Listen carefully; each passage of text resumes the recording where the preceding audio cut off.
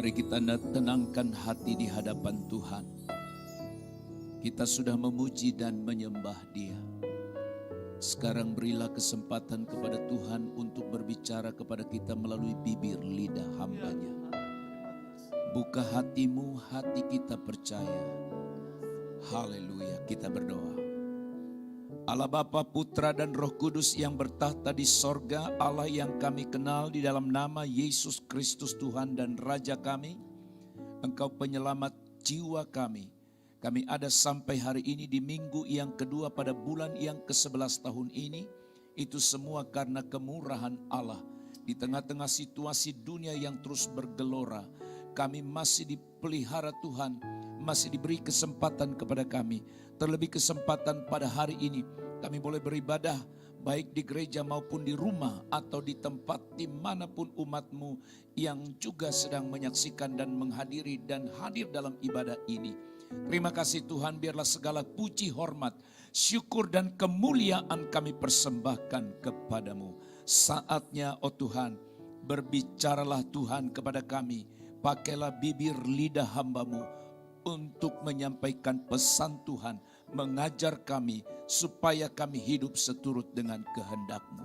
Terpujilah Engkau Tuhan, dalam nama Yesus kami berdoa, kami mengucap syukur, kami sambut firman-Mu. Haleluya, haleluya, amin, amin.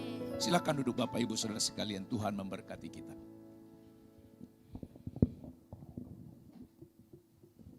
Salam sejahtera bagi kita sekalian, Bapak, Ibu, Saudara-saudara yang diberkati oleh Tuhan. Tentu saja hari ini kita boleh ada seperti ini adalah kemurahan Tuhan yang besar. Kita boleh berada di minggu yang kedua di bulan yang ke-11. Semua karena anugerah Tuhan. Haleluya, naikkanlah pujian bagi Tuhan, pujian yang terbaik, sikap hati yang tulus di hadapan Tuhan. Firman Tuhan hari ini Bapak Ibu Saudara-saudara, saya beri judul Datanglah Kerajaan-Mu. Tema ini sekaligus ayat yang berbunyi di dalam Injil Matius pasal 6 ayat yang ke-10 bagian A. Datanglah kerajaan-Mu. Tentu saja pernyataan ini atau ungkapan ini bukan perkataan yang asing di telinga saudara. Karena hampir semua orang Kristen mengetahui, menyebut, hafal apa yang disebut dengan doa Bapa kami. Doa yang diajarkan oleh Tuhan Yesus ketika para murid berkata, Tuhan, ajarlah kami berdoa. Lalu Yesus berkata, kalau kamu berdoa, katakanlah seperti ini. Dan dari rentetan doa Bapa kami yang diajarkan oleh Yesus, maka yang berikut ini yaitu datanglah kerajaan-Mu adalah satu permohonan yang ada di dalam doa itu. Gereja-gereja tertentu selalu mengungkapkan atau menaikkan doa ini di akhir daripada ibadah. Rasanya ibadah itu tidak lengkap kalau tidak diakhiri dengan doa Bapa kami. Bagi saya hal-hal itu atau tindakan itu hal-hal yang boleh dibaik dan tidak bermasalah. Silahkan saja. Ada yang menaikkan doa Bapa kami ini di awal. Ada juga yang di akhir. Saudara-saudara, tapi karena keseringan doa ini disampaikan atau diungkapkan. Sampai akhirnya orang tidak menghayati ada apa di dalam doa itu. Bahkan ada sekelompok orang yang berdoa dalam ibadah tentunya seperti kejar-kejaran gitu ya. Siapa yang lebih cepat? Karena mari kita berdoa naikkan doa Bapa kami. Kalau saya sebut ini seperti ini dalam ibadah ini, ada yang cepat kali nanti, ada cepat seperti itu ya. Yang penting selesai. Saudara-saudara, Tentu saja kalau kita mau mengkaji doa Bapa Kami secara keseluruhan itu butuh waktu panjang. Karena di dalam doa itu ada banyak hal-hal yang perlu kita pahami. Tapi izinkan hari ini saya sampaikan hanya yang satu ini. Datanglah kerajaan. Apa yang saudara rindukan ketika saudara berkata datanglah kerajaanmu.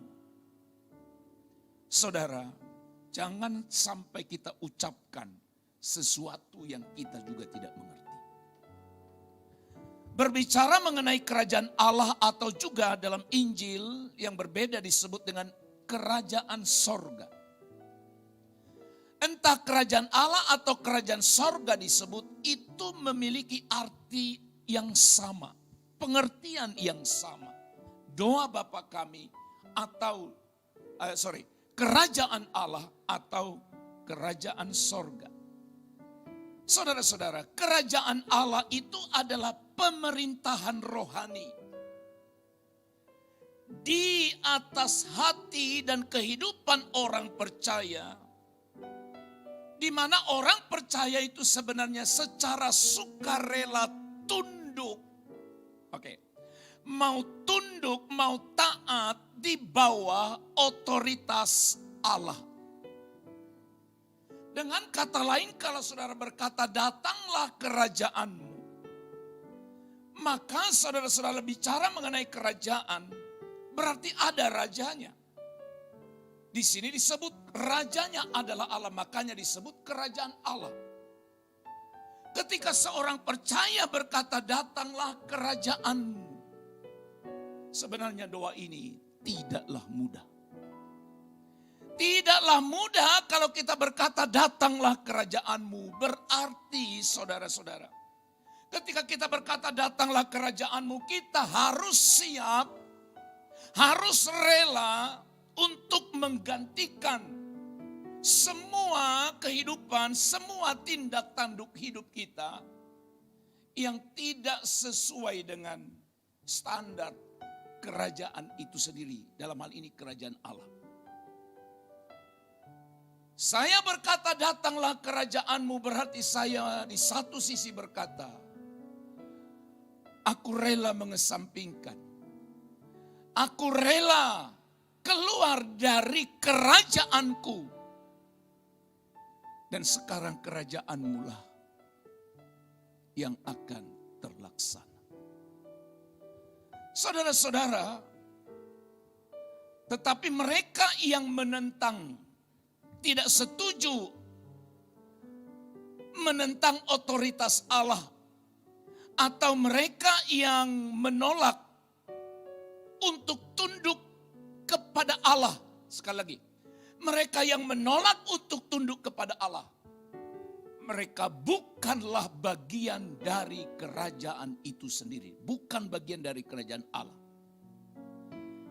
Tetapi mereka yang mengaku tunduk di bawah kuasa dan otoritas, berserah penuh kepada Allah, rela diubah oleh Tuhan, maka merekalah yang menjadi bagian daripada kerajaan Allah itu sendiri.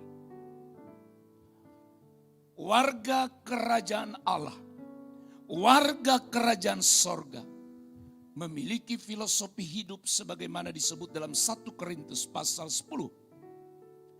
Ayat yang ke-31 firman Tuhan berkata, aku menjawab, jika engkau makan atau jika engkau minum, atau jika engkau melakukan sesuatu yang lain, perhatikan baik, lakukanlah semuanya itu untuk kemuliaan Allah. Lakukanlah semuanya itu untuk kemuliaan Allah, untuk kerajaan Allah. Saudaraku yang terkasih dalam Tuhan, firman ini mengingatkan setiap kita bahwa apapun yang kita perbuat, apakah itu memuliakan Allah atau tidak.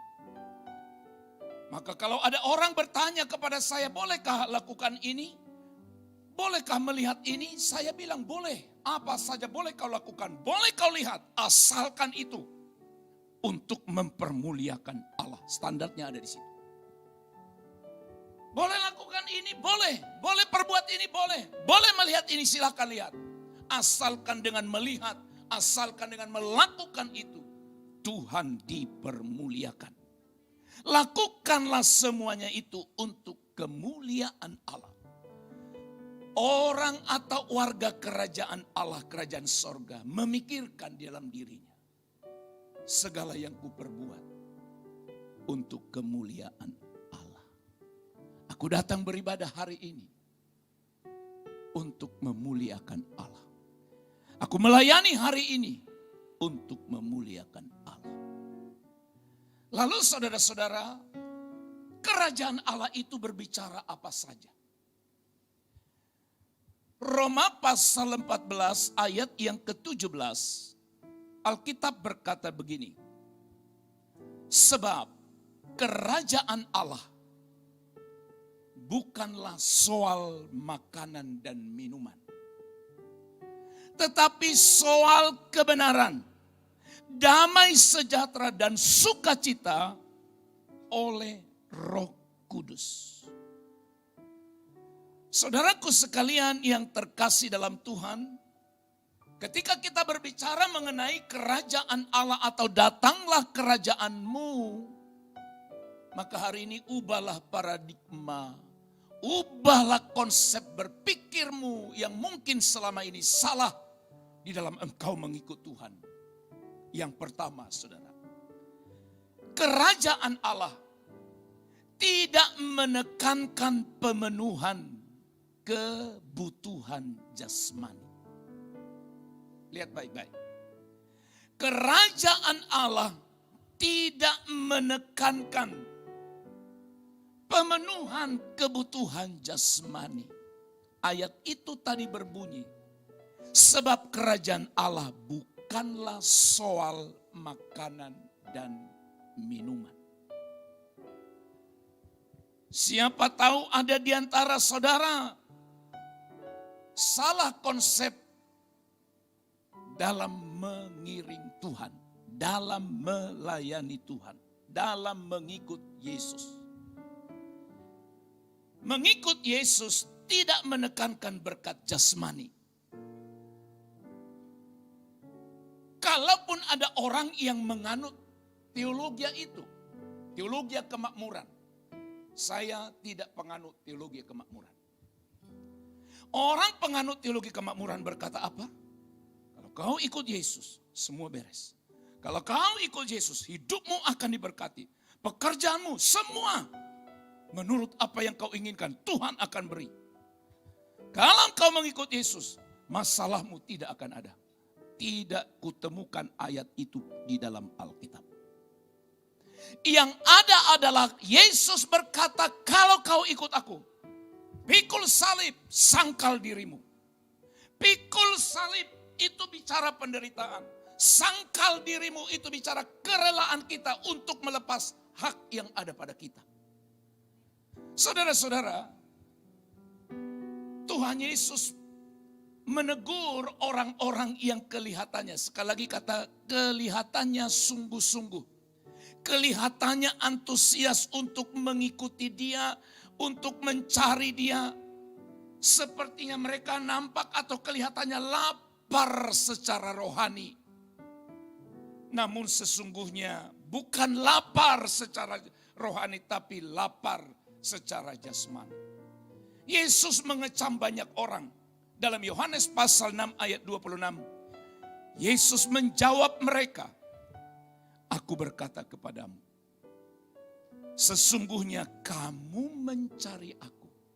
Perhatikan baik, Yesus bilang, sesungguhnya kamu mencari aku bukan karena kamu telah melihat tanda-tanda, melainkan karena kamu telah makan roti dan kamu kenyang. Lama sebelum saat ini, di masa Yesus, Sudah banyak orang yang berbondong-bondong ikut Yesus. Mereka berbondong-bondong mengikut Tuhan, kelihatannya haus akan Tuhan. Tapi apakah memang haus akan kehadirannya? Atau haus akan berkat yang Dia akan beri? Dengar, jangan kejar berkatnya. Sekali lagi, jangan kejar berkatnya. Tapi kejar dan carilah sumber berkat itu. Apakah saudara memahami?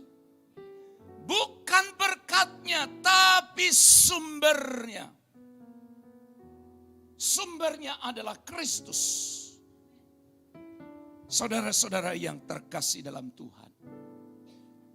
Engkau ikut Yesus, kalau salah konsepmu, engkau akan balik, engkau akan berhenti, engkau akan kecewa.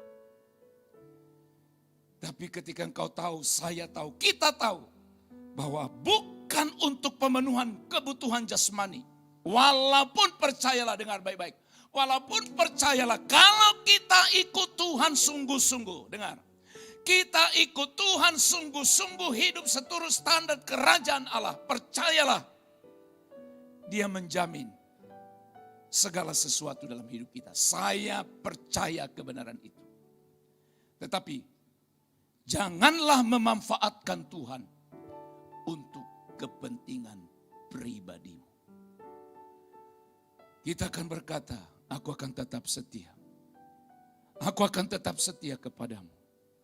Walaupun mungkin doaku tidak dijawab. Atau keinginanku, keperluan atau sesuatu yang kunaikkan padamu. Engkau tidak beri. Aku tidak apa-apa. Tapi aku tetap setia sungguh-sungguh pada Tuhan. Ini standar kerajaan, warga kerajaan Allah. Lalu ketika saudara berkata, datanglah kerajaan. Berarti kita mau berkata pada diri kita, kejar Dia dan bukan berkatnya. Supaya kita tidak kecewa. Yang kedua, kerajaan Allah adalah berbicara tentang kebenaran. Kerajaan Allah bukan soal makan dan minum, tapi soal kebenaran. Itu dalam ayat itu. Saudara-saudara sekalian, kebenaran. Bukan kebetulan. Kebenaran. Apa itu kebenaran? Ini kebenaran. Di luar ini tidak ada kebenaran. Ini kebenaran. Firman Allah, itulah kebenaran. Kebenaran itu juga memiliki pengertian keadilan. Keadilan bahwa apa yang Allah perbuat bagi kita itu adil.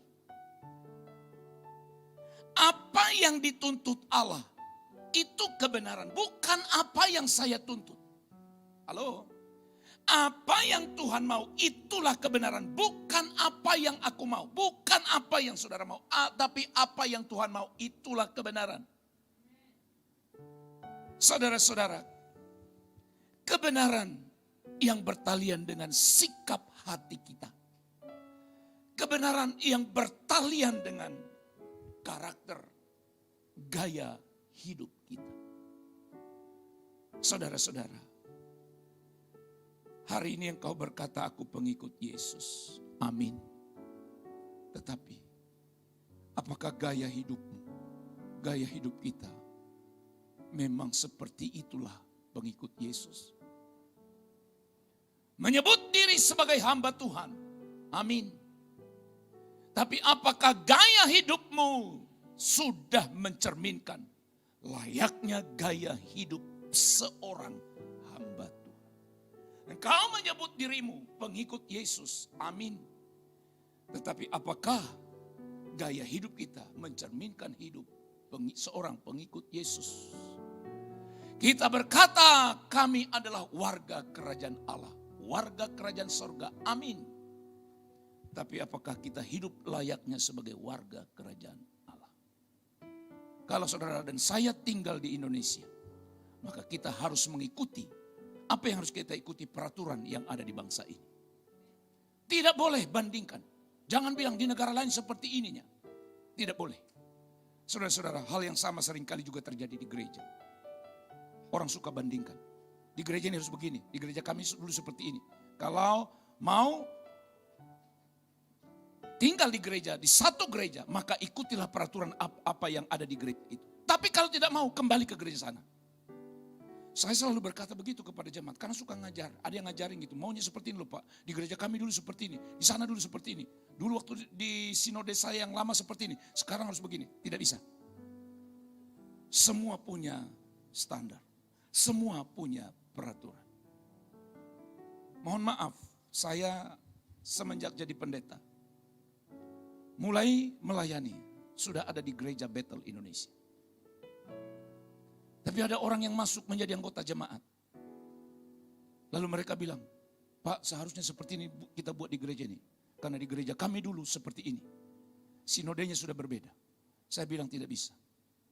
Sinode yang kamu punya dulu beda dengan sinode yang sekarang. Bukan saya bilang salah. Bukan soal benar atau salah. Tapi di sini beda.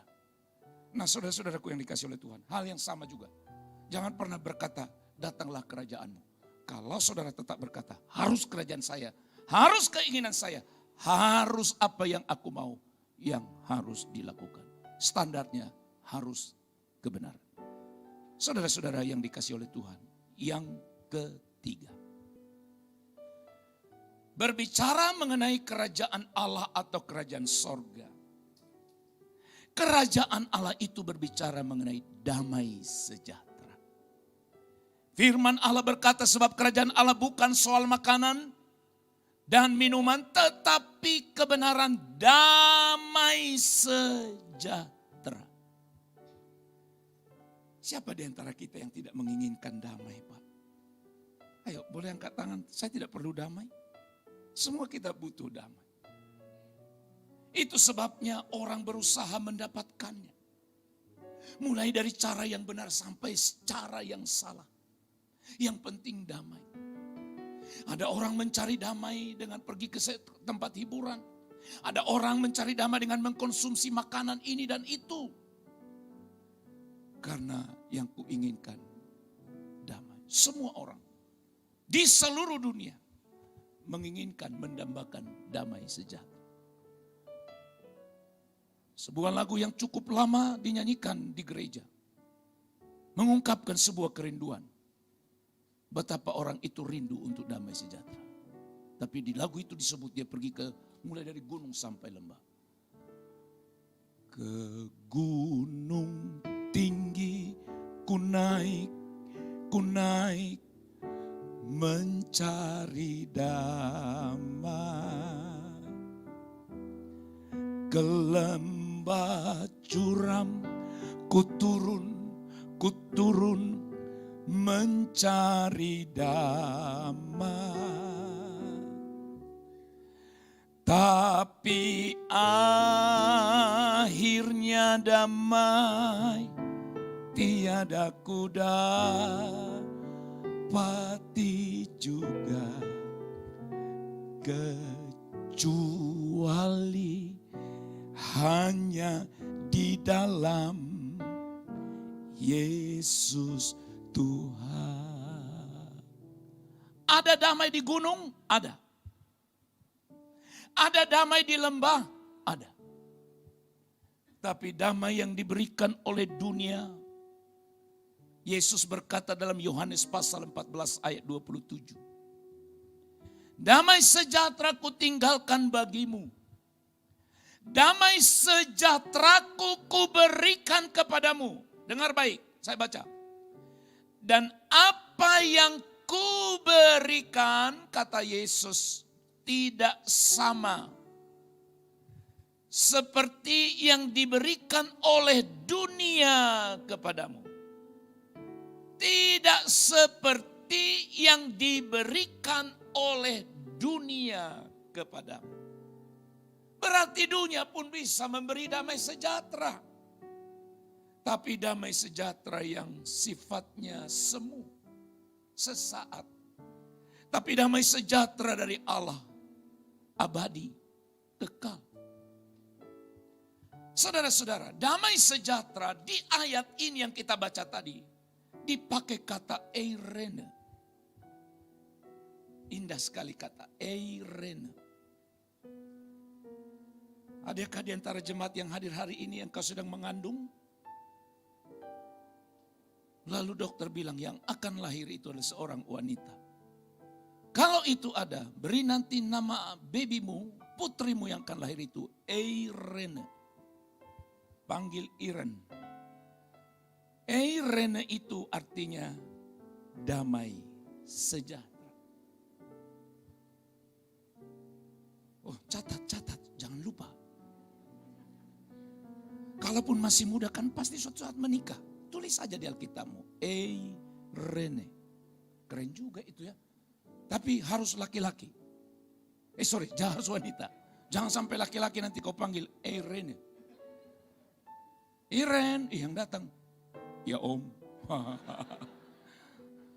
Saudara-saudara, Eirene itu bicara ketenangan hati. Akibat hubungan, akibat keintiman dengan Tuhan. Saya ulang ya.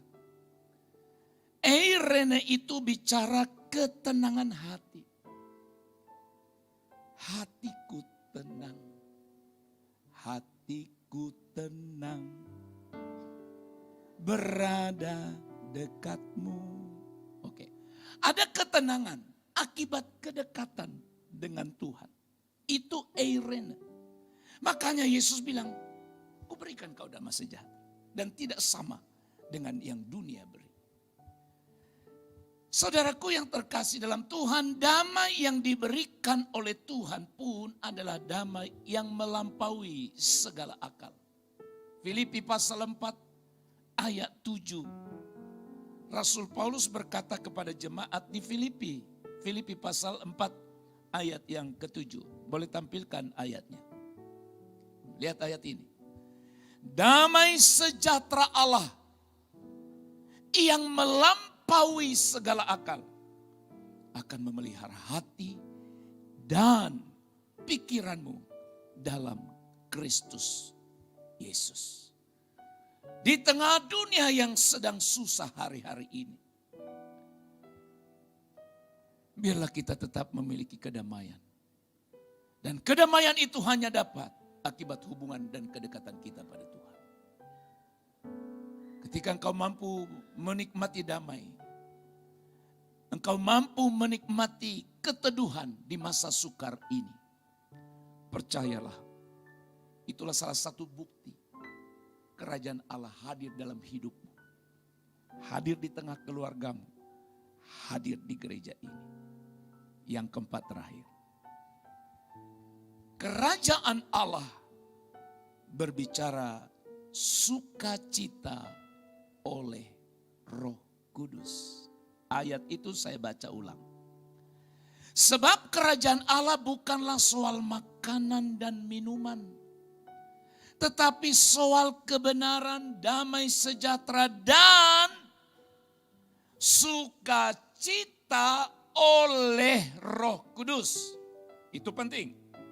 Sukacita oleh Roh Kudus. Bukan sukacita oleh karena mendapat sesuatu. Tapi sukacita oleh Roh Kudus. Saudara-saudara, sukacita oleh Roh Kudus atau sukacita yang diberikan oleh Roh Kudus, itu adalah sukacita yang tidak tergantung pada situasi dan kondisi. Tapi sukacita atau perasaan senang ini dilandaskan oleh kehadiran Allah atau karena kehadiran Allah di dalam hidup kita. Itu sebabnya selalu berdoa, minta Roh Allah memenuhi hati kita. Dia hadir di dalam hidup kita. Dalam kekristenan, sukacita adalah hal yang sangat mendasar. Kepada jemaat di Filipi, pasal 4 ayat yang keempat, dikala Paulus sedang berada di penjara, Tapi dia mampu bersuka cita sekalipun ada tekanan berat. Filipi 4 ayat 4 berkata, bersukacitalah senantiasa dalam Tuhan. Sekali lagi kukatakan, supaya makin mantap. Kenapa Paulus ulang? Sekali lagi kukatakan, dan yang dikatakannya itu adalah kata yang sama. Bersukacitalah. Haleluya. Paulus di penjara. Tapi dia menghibur orang-orang yang bebas, orang-orang yang tidak seperti dia. Harusnya dia yang harus dihibur oleh jemaat di Filipi karena dia di penjara. Tetapi Paulus justru menghibur mereka. Pertanyaannya, kenapa Paulus bisa bersukacita pada saat dia sedang berada di penjara? Itu karena kehadiran Allah dalam dirinya membuat dia mampu bersukacita. Tidak bergantung pada situasi, kondisi yang dihadapinya pada kala itu. Sukacita kita yang kita miliki hanya karena Roh Kudus tinggal di dalam diri kita. Sukacita itu merupakan bukti bahwa kita mengenal prinsip kerajaan Allah. Jadi kalau hilang sukacitamu tapi engkau tiap hari berkata datanglah kerajaanmu, ada yang keliru. Doa itu hanya ucapan lip service semata-mata. Tapi sekali lagi sukacita merupakan bukti bahwa kita mengenal prinsip kerajaan Allah. Mengakui kehebatan, mengakui kedaulatannya dan berharap akan kerajaannya. Sebuah kebenaran ini saya percaya bahwa kemampuan bersukacita di tengah tantangan kehidupan yang kita alami merupakan bukti kehadiran kerajaan Allah dalam hidup kita. Masalah boleh banyak, persoalan boleh datang silih berganti. Namun engkau dan saya mampu bersukacita oleh karena kehadiran Allah dalam diri kita. Saudara-saudara, datanglah kerajaanmu. Berarti ketika saudara berkata datanglah kerajaanmu, saudara dan saya harus rela. Rela apa? Rela memposisikan kerajaan Allah di atas segala-galanya. Datanglah kerajaanmu.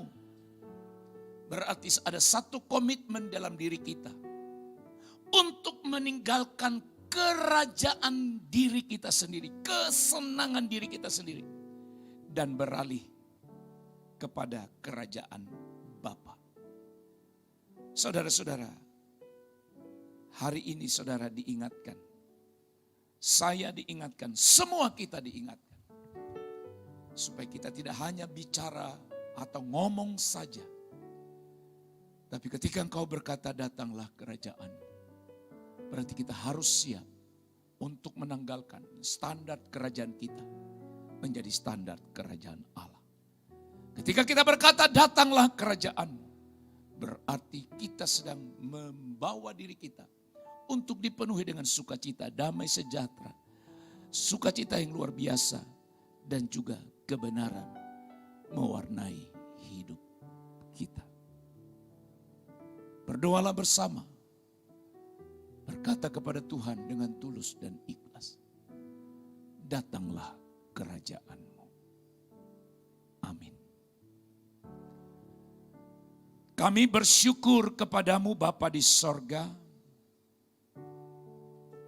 Hari ini kami mendapat pengajaran lewat kebenaran firman-Mu. Kami merindukan dan mendambakan kerajaan-Mu nyata di hidup kami. Dalam kehidupan secara pribadi, di rumah tangga kami, di dunia kerja kami, di dalam gereja di mana kami beribadah. Kami butuh kerajaan-Mu. Terima kasih oh Tuhan. Berkati seluruh umat-Mu. Supaya kami rela untuk mengubah haluan mengubah standar kehidupan kami menjadi standar kehidupan warga kerajaan Allah. Terpujilah Engkau. Dalam nama Yesus kami berdoa. Amin. Tuhan memberkati.